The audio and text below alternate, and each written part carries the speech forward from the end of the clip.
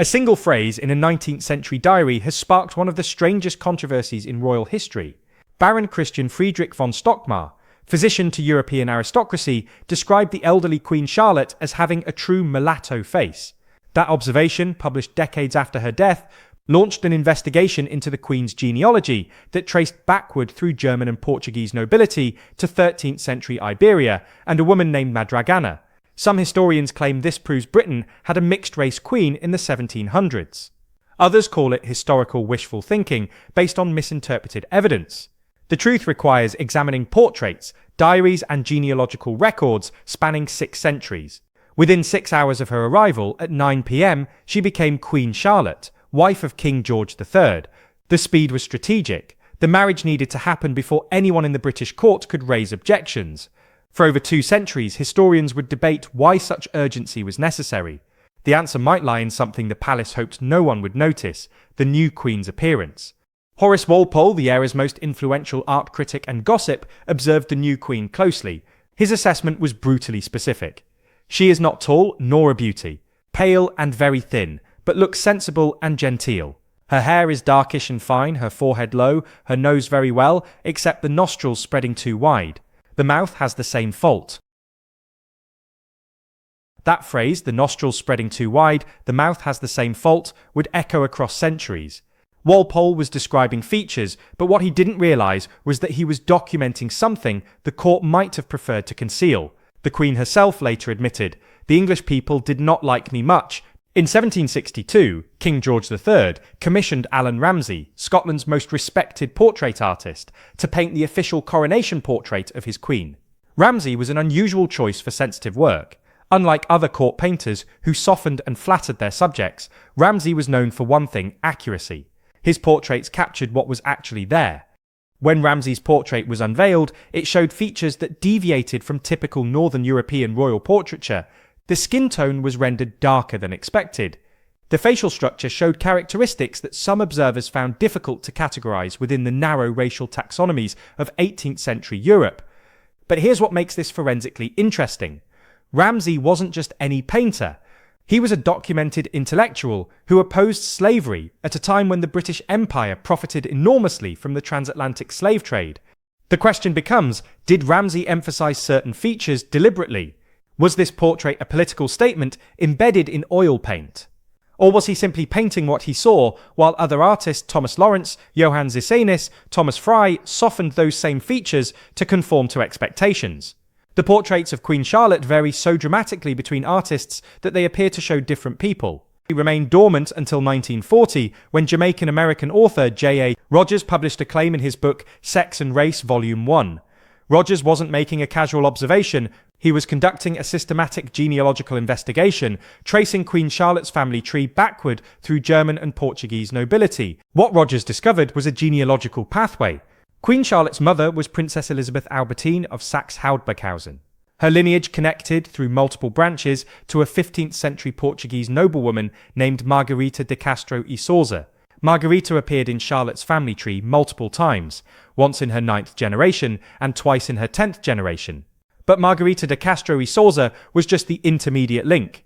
The genealogical trail extended further back to 13th century Portugal, to King Alfonso III and a woman named Madragana. Historical records describe Madragana as either Moorish or Mozarab. This is where the interpretation fractures into competing hypotheses. In medieval Iberia, the term Moor did not function as a racial category. It was primarily a religious and cultural designation referring to Muslims living in the Iberian Peninsula, people of North African, Berber, Arab, and even Iberian heritage who followed Islam. The Moors, who ruled parts of Spain and Portugal from 711 until 1492, were ethnically diverse. Some had sub-Saharan African ancestry, most did not. A more probable historical interpretation is that Madragana was Mozarab, an Iberian Christian living under Muslim rule. Mozarabs were Christians who adopted certain Arabic customs and language while maintaining their Christian faith. They were culturally hybrid, but ethnically Iberian. If Madragana was Mozarab, the supposed African connection collapses entirely. Even if we assume, for the sake of analysis, that Madragana was fully of sub-Saharan African descent, which is historically unlikely, the genetic contribution becomes mathematically negligible. Madragana would have been Queen Charlotte's ancestor 15 generations back. The genetic dilution factor at 15 generations is approximately 1 in 32,768. That's 0.003%. However, this calculation assumes no inbreeding. European royal families practiced extreme consanguinity, marrying cousins to consolidate power and wealth. Margarita de Castro y Souza appears multiple times in Charlotte's pedigree because the same bloodlines loop back on themselves. This inbreeding could theoretically concentrate genetic contribution from a distant ancestor beyond what simple dilution math would suggest. Here's the problem with the inbreeding concentration theory. If Madrigana's supposed African features were amplified through royal inbreeding, then Queen Charlotte's relatives, her parents, siblings, cousins, and children should have shown similar features. They did not. None of her 15 children, 9 sons and 6 daughters, were ever described as having African characteristics. Her husband, King George III, shared much of this same ancestral background through intermarriage. He looked typically Northern European. The second major piece of evidence emerged from the diary of Baron Christian Friedrich von Stockmar. In his memoirs published posthumously, Stockmar described the elderly Queen Charlotte as small and crooked, with a true mulatto face. This single phrase became the cornerstone of the African ancestry claim. But there's a chronological problem that undermines its reliability. Baron Stockmar was born in 1787. Queen Charlotte had already been queen for 26 years. Stockmar didn't arrive at the British court until 1816, just 2 years before Charlotte's death. He was not her personal physician. He served Prince Leopold of Saxe-Coburg-Gotha, who had married Charlotte's granddaughter.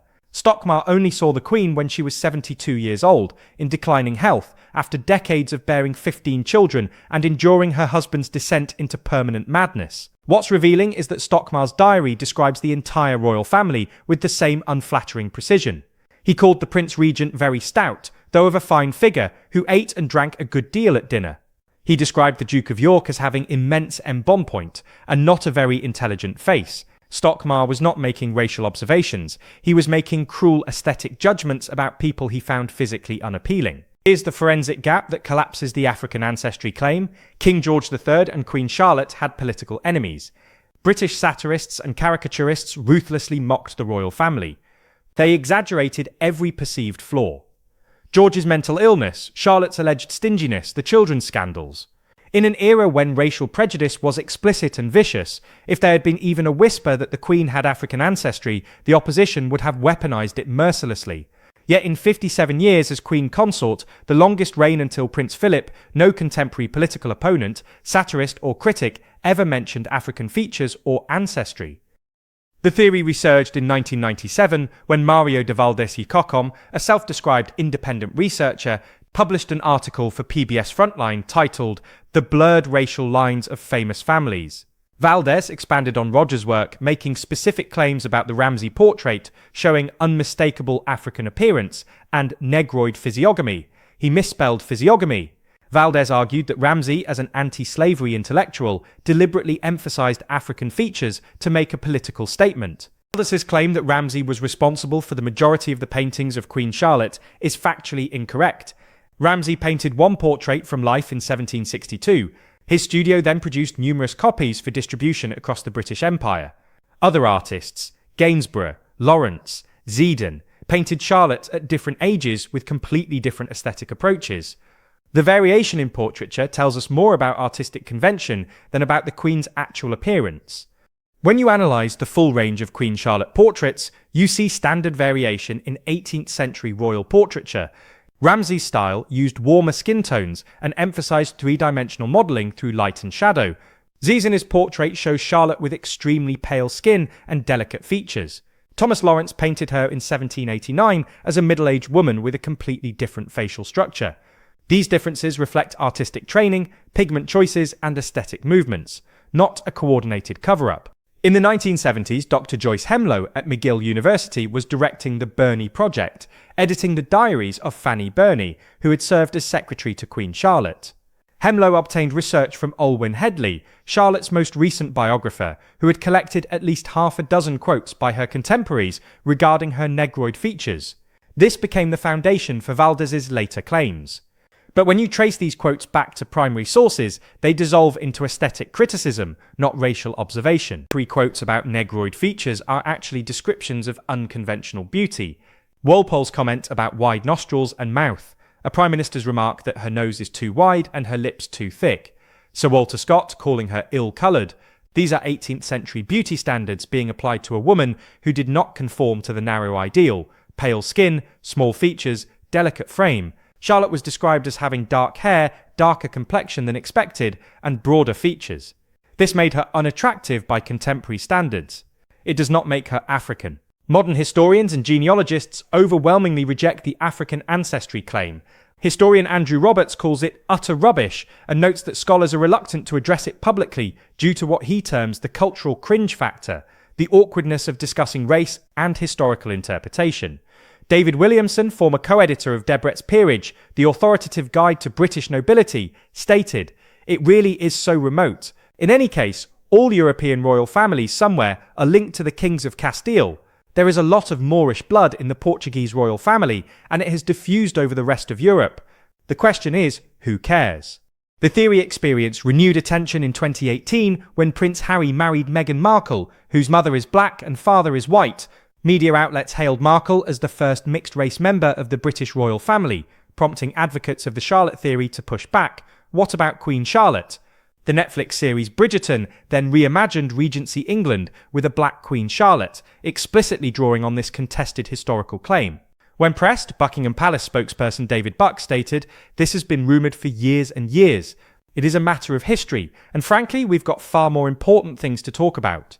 This diplomatic non-denial became evidence for believers, but it's equally consistent with an institution that refuses to dignify conspiracy theories with official rebuttals. We are left with two fundamentally incompatible interpretations. The first hypothesis: Queen Charlotte had visible African ancestry through a 13th century Portuguese connection, which was documented by contemporary observers, emphasized by an anti-slavery portrait artist, and systematically concealed by subsequent royal portraitists. The second hypothesis: Queen Charlotte had features considered unattractive by 18th century British beauty standards: darker hair, broader nose, wider mouth, which later researchers retroactively interpreted as African through the distorting lens of racial pseudoscience. The evidence for African ancestry consists of a genealogical connection to a woman whose ethnic identity is uncertain, 15 generations removed, one portrait that can be interpreted as showing African features, if you start with that assumption, a single diary entry from a physician who saw the Queen only when elderly, and aesthetic criticism from contemporaries describing unconventional features. The evidence against consists of the mathematical implausibility of genetic contribution at 15 generations, the absence of similar features in Charlotte's relatives, the complete silence from political enemies who would have weaponized racial ancestry, and the consensus of professional historians and genealogists. But perhaps we're asking the wrong question. The obsession with whether Queen Charlotte was black imposes modern American racial categories onto 18th century European aristocracy. In 1761 Britain, racial classification was not the binary system it became in the United States. The British Empire was beginning its massive expansion into Africa, Asia, and the Caribbean. Racial pseudoscience was still being constructed. The question is not whether Charlotte would be classified as black today, which is unanswerable, but why this question matters so intensely to us now. The persistence of this theory reveals something about our relationship with history. For some, proving that Britain had a mixed-race queen in the 1700s is a powerful counter-narrative to the myth of racial purity in European royalty. It disrupts the sanitized version of history that erases African presence from European courts. For others, the theory represents historical wishful thinking, retrofitting modern racial politics onto a past that was more complex and more alien than we imagine. A. Rogers, who originated this theory in 1940, was explicit about his motivation. He was writing during the height of American segregation and Nazi racial ideology. His goal was to use the tools of racial pseudoscience, skull measurements, ancestral percentages, feature analysis to prove that the concept of a pure white race was biologically impossible. Rogers was fighting segregation and genocide by showing that European royalty had African ancestry. His methods were problematic, but his anti-racist intent was clear. Over 8 decades, Rogers' anti-racist argument mutated.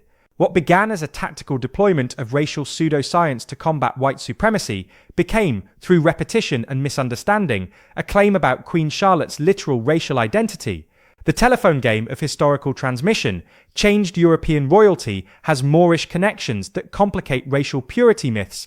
The real Queen Charlotte was a woman who arrived in a foreign country at 17, unable to speak the language fluently, married a man she'd never met, and bore 15 children. She endured her husband's descent into what we now believe was porphyria, a metabolic disorder that caused severe physical and mental symptoms. She became Britain's longest-serving Queen Consort, patronising the arts, establishing the Royal Academy of Arts, expanding Kew Gardens, and reportedly introducing the Christmas tree tradition to England. We will never know with certainty what Queen Charlotte looked like. Portraits are artistic interpretations, not photographs. Descriptions are filtered through cultural bias and personal malice. DNA analysis is impossible without remains, and the British royal family does not permit genetic testing of royal burials.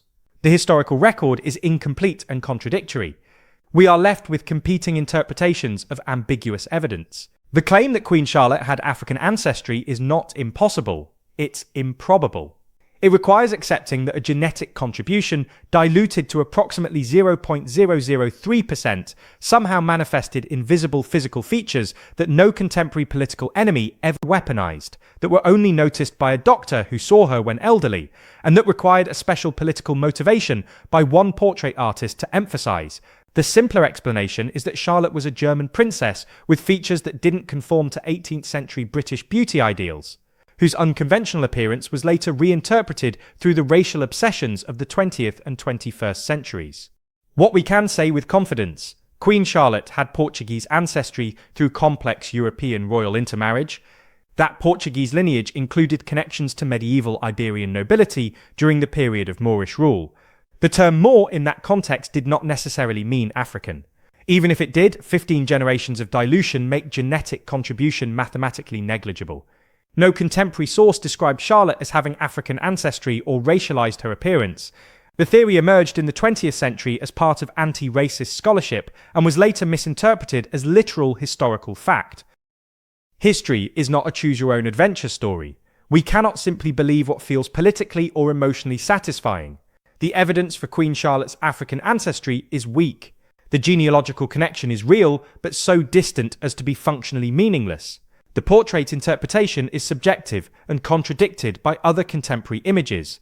The written descriptions are better explained by aesthetic prejudice than racial observation.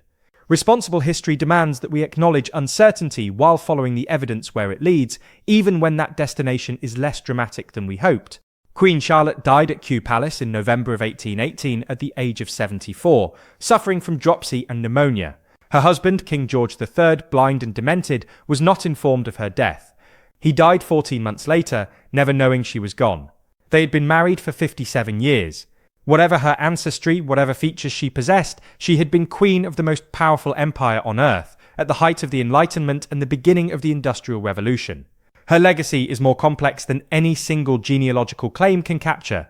The question is not whether Queen Charlotte was black, a category that did not exist in the way we understand it in 1761. The question is why we need her to be, why this theory persists despite weak evidence, and what it reveals about our own time. The past is foreign. The people who lived there do not map cleanly onto our contemporary categories. Queen Charlotte was not a character in Bridgerton. She was a real woman navigating structures of power we can barely imagine. The truth of her life is stranger and more interesting than any retroactive racial classification could